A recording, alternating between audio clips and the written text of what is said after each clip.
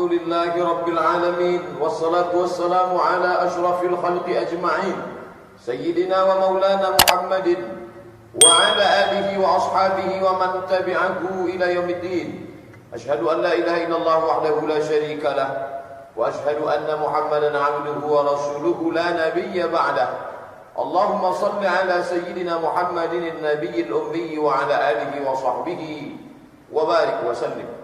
قال الله تعالى في القرآن العظيم وهو أصدق القائلين: أعوذ بالله من الشيطان الرجيم. يا أيها الذين آمنوا اتقوا الله حق تقاته ولا تموتن إلا وأنتم مسلمون. وقال تعالى في آية أخرى: يا أيها الذين آمنوا اتقوا الله وقولوا قولا سديدا يصلح لكم أعمالكم ويغفر لكم ذنوبكم ومن يطع الله ورسوله فقد فاز فوزا عظيما. عباد الله، أوصيكم ونفسي بتقوى الله وطاعته فقد فاز المتقون. Hadirin jamaah Jumat yang dimuliakan Allah Subhanahu wa taala. Seekor semut menemukan setetes air gula di atas kayu. Lalu dia mencoba mencicipinya, manis. Ternyata rasa manis menarik perhatiannya. Dia ulang sekali lagi, manis.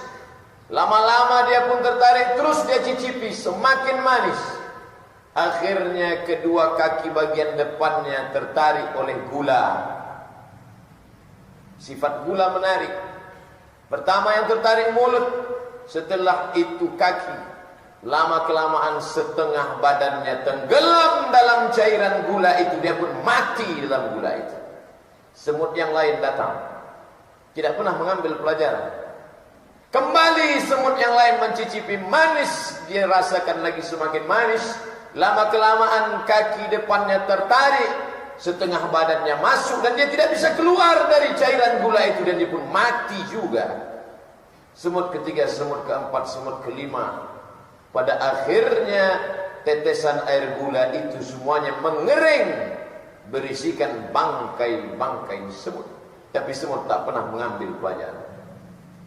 Dan mereka tidak ditanya di hadapan Allah, karena mereka makhluk yang tidak diberi Allah Subhanahu wa taala akal. Tapi ada yang diberikan Allah akal, diberikan telinga, mata, kaki, hati dan pikiran. Diturunkan nabi-nabi Adam, Idris, Musa, Isa, Daud sampai kepada Muhammad sallallahu alaihi wasallam. Diturunkan kitab-kitab suci. Mereka juga terpesona dengan cairan gula yang manis. Pedagang tertipu dengan manisnya keuntungan, terjebak dalam riba, tipu-tipu. Nabi SAW masuk ke dalam pasar kota Madinah. Dia lihat ada yang kering-kering, tapi malaikat Jibril mengatakan, ya Muhammad, di dalam ada yang basah. Maka Nabi memasukkan tangannya. Lalu Nabi bertanya, ya sahibat ta'am, hai pedagang makanan, kenapa yang kering di luar, yang basah di dalam? Tahukah engkau bahwa yang basah ini berjamur busuk? Kenapa engkau timbun dengan yang kering? Asabahul matar, kena air hujan ya Rasulullah. Kalau aku simpan, aku tidak akan untung. Saat itu Nabi marah, man ghasyana falaysa minna. Siapa yang menipu bukan golongan kami. Satu surat khusus untuk mereka yang berkecimpung dengan timbangan. Wailul lil mutaffifin, celaka mereka yang bermain-main dengan timbangan. Alladzina idza talu 'alan nas yastawfun. Bila mereka yang menimbang barang orang lain, bila mereka yang ingin menjadi konsumen pembeli, mereka berkata, kenapa kurang? Kenapa tidak penuh? Kenapa tidak lebih? Walladzina idza talu 'alan nas yastawfun wa idza kaluhum aw wazaduhum yukhsirun. Tapi kalau mereka yang menjadi penjual, mereka yang menjadi pemilik barang, yukhsirun, mereka selalu merugikan orang lain. Makanlah harta harammu itu, pakailah, kelak sampai masanya kau akan diminta pertanggungjawaban di hadapan Allah Subhanahu wa taala. Mana pedagang-pedagang yang kaya itu mati juga. Pada akhirnya harta yang ditumpuk itu pun hanya tinggal kenangan belaka. Penguasa-penguasa yang memperoleh kekuasaannya dengan cara yang haram, Apakah mereka juga sama? Man ghasyana falaysa minna. Siapa yang menipu bukan golongan Muhammad sallallahu alaihi wasallam. Ati Allah, taatlah kepada Allah. Wa atiur Rasul, taatlah kepada Rasul. Wa ulil amri minkum, kepada pemimpin. Tapi kata taat hanya dipakai 2 kali. Ati Allah wa atiur Rasul. Mengapa untuk yang ketiga tidak digunakan kata ati'u ulil amri? Karena wajib mentaati penguasa selama dia patuh dan taat kepada Allah Subhanahu wa taala. Ayat sebelumnya lebih keras, lebih kuat, lebih tegas lagi. Innallaha ya'murukum an tu'addul amanat. Allah memerintahkan kalian untuk menunaikan amanah ila ahliha, kepada orang yang berhak menerimanya. Wa idza hakamtum bainan nas, dan kalau kamu menetapkan hukum di antara manusia, antahkumu bil adli, engkau mestilah bersikap adil. Pakailah kekuasaan itu. Sekuat apa kau menggunakannya, tapi sampai masanya, maka Allah akan mencabut nyawa dengan cara yang paling hina. Kalau dia mati disambar petir, masih bangga. Petir yang besar menggelegar, mencabut nyawanya. Tapi nyawanya berakhir bukan karena petir, tapi karena nyamuk masuk ke dalam lubang telinga. Betapa dia yang hebat, yang memerintahkan bala tentaranya, harriquhu, bakar Ibrahim. Dia tidak senang melihat Ibrahim, bakar Ibrahim. Tapi kematiannya bukan luar biasa. Kematiannya biasa-biasa saja.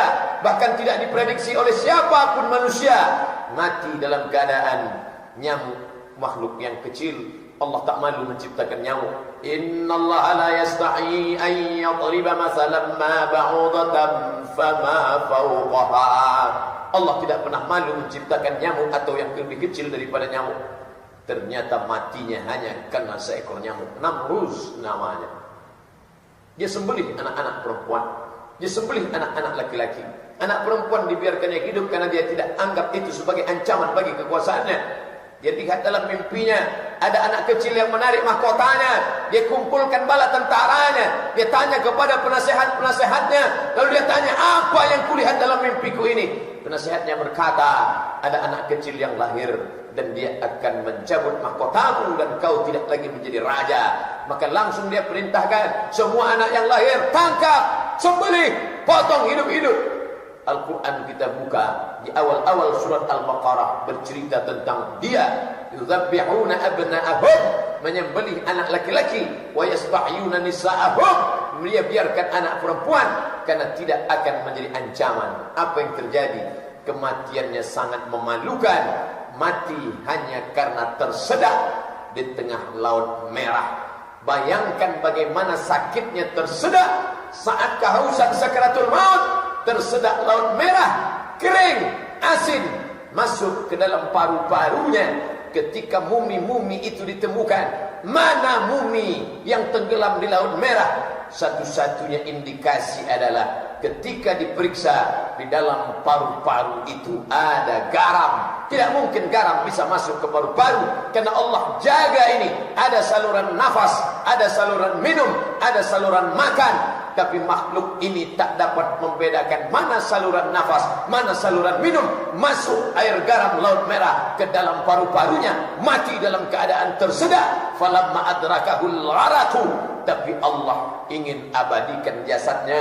Allah katakan dalam Al-Quran, al-yawma nunajjika bibadanika, hari ini kami selamatkan engkau bibadanika, dengan badanmu, jasadmu kau utuh sampai hari ini.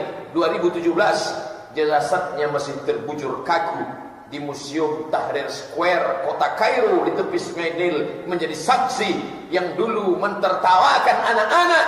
Hari ini anak-anak turis tertawa berlari-lari di museum memandang jasadnya yang terbujur kaku.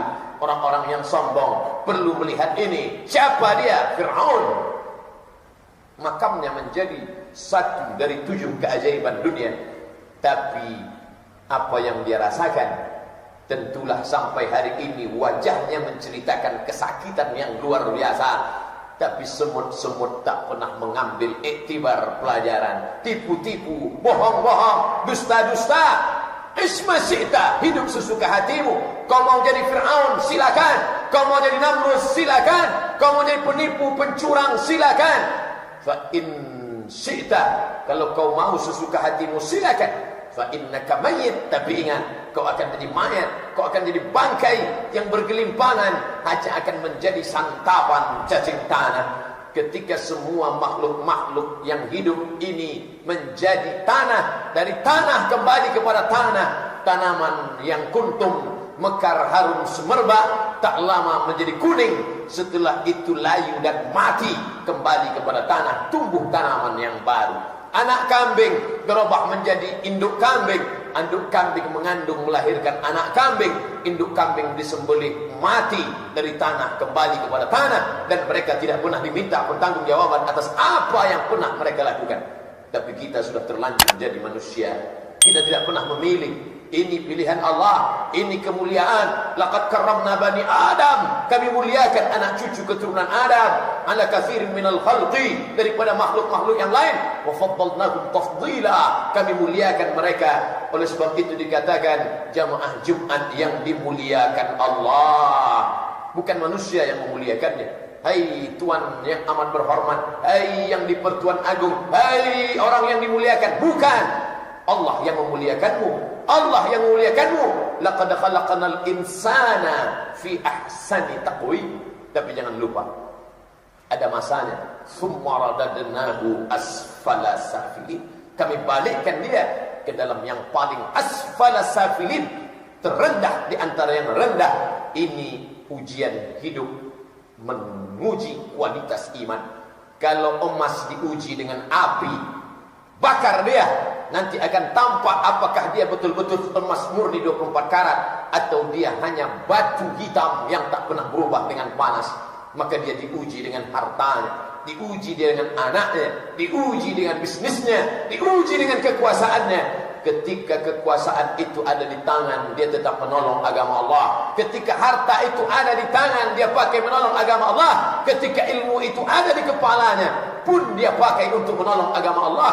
Saat itu dia dicap sebagai orang yang memiliki jiwa tenang. Tenang dalam keadaan senang, tenang dalam keadaan susah, tenang dalam keadaan sempit, tenang dalam keadaan lapang. Allah panggil dia sebagai tamu-tamu terhormat. Ya ayyatuhan nafsul mutmainnah, wahai jiwa yang tenang, irji'i, kembali. Kita tidak datang ke kampung yang baru, akan datang ke sebuah kota, kita tidak tahu tinggal di mana, hotelnya apa, tinggal berapa lama, siapa yang menjamin kita, apakah ada yang mengawal kita, merasa cemas. Tapi kita tidak datang ke kampung yang baru. Irji'i, kembalilah, kembali ke kampung halamanmu yang asli. Ini perantauan saja, sampai masanya visamu habis, kau akan kembali ke kampung halaman. Irji'i, kembalilah. Kemana aku kembali?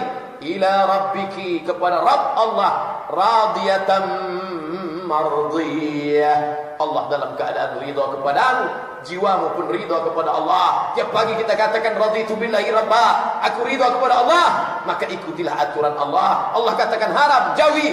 Allah katakan baik, dekati. Allah katakan baik, datangi. Allah katakan haram, maka tinggalkan. Tidak lagi ada berpikir aku ingin taubat, tapi aku ingin berbuat baik, tapi karena di sanalah setan bermain. Allazi yuwaswisu fi sudurin nas. Nanti kalau kau tidak ambil, kau akan rugi. Kalau tidak kau ambil, anakmu akan susah. Kalau tidak kau ambil, rumahmu tidak akan jadi. Kalau tidak kau ambil, mobilmu tidak akan berganti. Kalau tidak kau ambil, istrimu tidak akan bahagia. Kalau tidak. Allazi yuwaswisu fi sudurin nas minal jinnati, dari kalangan setan, wan nas, sahabat kita, tetangga kita, kerabat kita, menjerumuskan kebanyakan dalam neraka jahanam. Wa in tuti' aktsara man fil ardi, kalau kau ikut kebanyakan orang, yudilluka an sabilillah, mereka hanya akan menyesatkanmu dari jalan-jalan Allah Subhanahu wa taala. Sampai hari ini Sungai Siak, Sungai Kampar, Sungai Indragiri dan Sungai Rokan menjadi saksi 4 besar sungai di negeri bumi lancang kuning. Apa yang kita lihat di tepi-tepian sungai ini? Itu rumah tuan, itu rumah datuk, itu rumah tengku, itu rumah wan, itu rumah bangsawan, itu rumah orang kaya. Tapi semuanya ditinggalkan. Tinggal rumah-rumah lapuk yang dimakan rayap, tinggal rumah-rumah besar. Tidak lagi ada mau tinggal orang di sana, hanya ditumbuhi lumut-lumut. Tapi masih ada tuan-tuan yang berjasa, didirikannya masjid, disekolahkannya anaknya. Sampai hari ini pondok pesantren tempat mendidik agama, anak-anak mengaji Al-Quran, mereka dikenang sepanjang masa. Masjid Raya Riau masih tegak berdiri sampai hari ini. Kita memang tidak di masjid kerajaan, tapi ternyata setelah berubah menjadi NKRI, Negara Kesatuan Republik Indonesia, pejuang-pejuang bangsa ini masih tetap cinta dengan agama. Mana buktinya? Hari ini kita melaksanakan sholat Jumat di masjid, bukan masjid kerajaan Siak Sri Indrapura, tapi masjid di komplek perkantoran Dewan Perwakilan Rakyat, menunjukkan kepada Allah Ta'ala atas berkat rahmat Allah negeri ini merdeka, atas teriakan Allahu Akbar negeri ini tetap diturunkan, dicurahkan rahmat Allah. Maka kita tidak ingin semua itu rusak. Ini bukan anti kebinekaan, ini bukan untuk mengajak orang menjadi eksklusif, ini bukan mengajak untuk membenci kepada orang lain. Ini adalah ajakan membangun kesadaran beragama kepada umat yang sudah bersaksi asyhadu an la ilaha illallah wa asyhadu anna muhammadan rasulullah. Pengucapan syahadat bukan hanya sekedar di ujung lidah, di tepi bibir. Pengucapan syahadat bukan sekedar kata. Sebulan syahadat bukan sekedar bahasa. Pengucapan syahadat berpengaruh dari pola pikir, mindset, otak, cara berpikir, memandang hidup hanya sebagai tempat persinggahan. Setelah ini apa yang akan kita petik, apa yang kita semai, apa yang kita tanam, itulah yang akan kita petik menghadap Allah Subhanahu wa ta'ala. Sedangkan padi ditanam, tumbuh juga rumput. Kononlah rumput itu yang disemai takkan pernah tumbuh padi di taman. Oleh sebab itu maka berpikir sesaat, al-tafakkur sa'ah khairun min qiyamil lailah. Berpikir sejenak, berpikir sesaat lebih baik daripada tahajud sepanjang malam. Ada orang yang tahajud sepanjang malam tadi malam karena malam Jumat, dia baca surat Al-Kahfi, dia baca surat Yasin, setelah itu dia merasa sebagai penghuni surga. Bukan itu yang terbaik. Kau rasakan dirimu sebagai penghuni neraka lebih baik daripada kau merasa dirimu penghuni surga. La yadkhulul jannah, tak masuk surga man kana fi qalbihi, siapa yang dalam hatinya mithqal habatin min khardalin min kibrin, ada sombong sebesar biji sawi. Hari ini kita sedang merenung sejenak, berapa sudah nikmat yang kuterima, nikmat nafas, nikmat mata, nikmat telinga, berapa tetes darah yang sudah dicuci buah pinggang, berapa hembusan nafas, apa yang akan kubayar kepada Allah Subhanahu wa ta'ala? Sanggupkah 2 rakaat salat Jumat ini membahas nikmat Allah? Sanggupkah semua yang kita lakukan ini kita bawa sebagai bekal menghadap Allah? Lebih banyak tidur daripada ibadah, lebih banyak kerja daripada ibadah. Sampai-sampai di siang Jumat yang mestinya mendengarkan khutbah Jumat pun kita tertidur juga. Tak ada yang lebih hebat lagi daripada itu.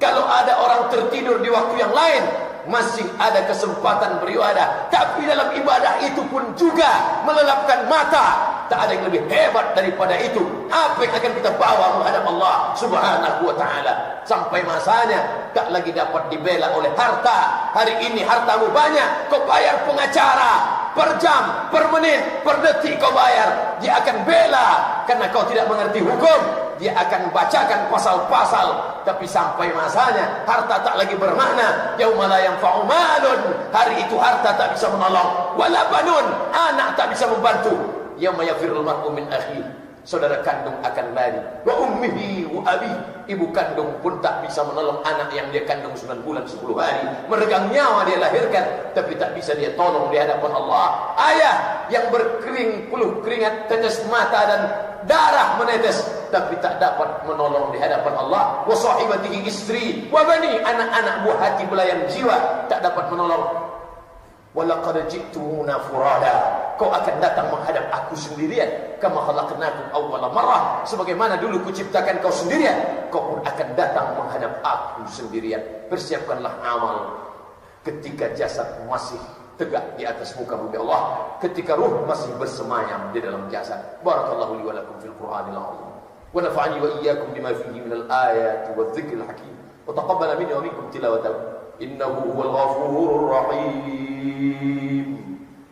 Allahumma shalli ala sayyidina Muhammad wa ala ali sayyidina Muhammad.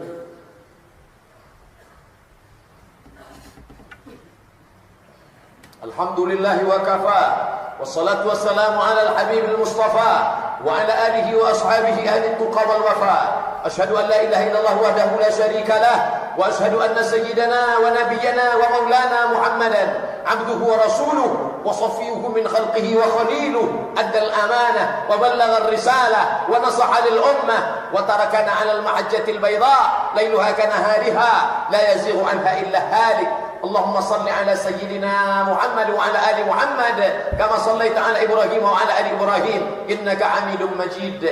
اللهم بارك على سيدنا محمد وعلى آل محمد كما باركت على إبراهيم وعلى آل إبراهيم إنك حميد مجيد. قال الله تعالى في القرآن العظيم وهو أصدق القائلين: أعوذ بالله من الشيطان الرجيم، والعصر إن الإنسان لفي خسر إلا الذين آمنوا وعملوا الصالحات وتواصوا بالحق وتواصوا بالصبر.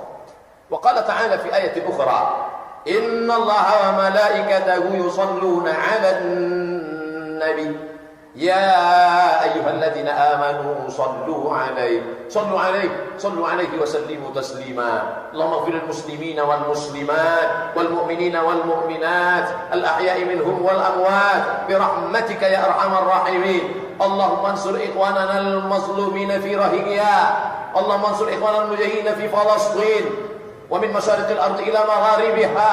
اللهم انصرهم نصرا عزيزا. اللهم دمر أعداءك أعداء الدين. اللهم شتت شملهم وفرق جمعهم واجعلهم في نحورهم. اللهم ادفع عنا الغلاء والوباء والفحشاء والربا والزنا والمنكر ما ظهر منها وما بطن من بلدنا هذا خاصة ومن بلدان المسلمين عامة. عباد الله، أوصيكم ونفسي بتقوى الله وطاعته فقد فاز المتقون. إن الله يأمر بالعدل والإحسان وإيتاء ذي القربى وينهى عن الفحشاء والمنكر والبغي يعظكم لعلكم تذكرون. فاذكروا الله العظيم يذكركم واسألوه من فضله يعطكم ولذكر الله أكبر والله يعلم ما تصنعون. أقم الصلاة.